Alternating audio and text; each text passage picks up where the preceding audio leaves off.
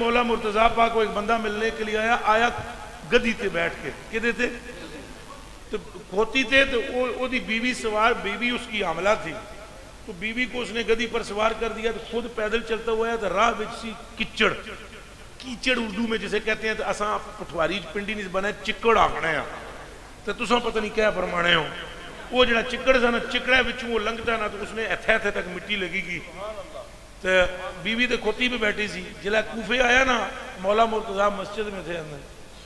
کون مرنا مٹے تیری نداؤں پہ جانا، جس کے علی کا یہ عاجزی کا عالم ہے، اس سرکار کا عالم کیا ہوگا؟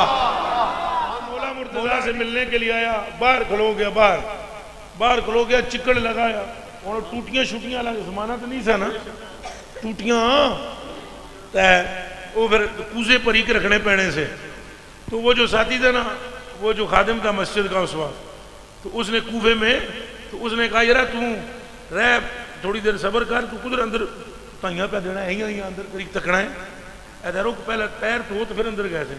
اس آگیا مڑا وضو ہے، انہیں آگیا وضو تو تھیا پر یہ مٹی لگی، تو مٹی اندر لگی گئی سی صفحہ نہ، تو مولا پاک نا آپ اندر تشریف فرما دیں مسجد میں،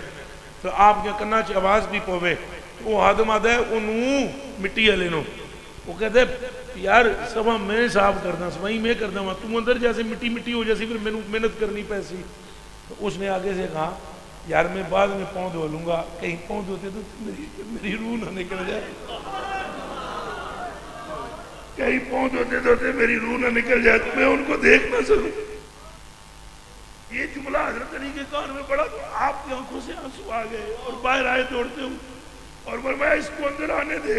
اس کے جانے کے بعد علی کو ان سب حساب کر دے گا۔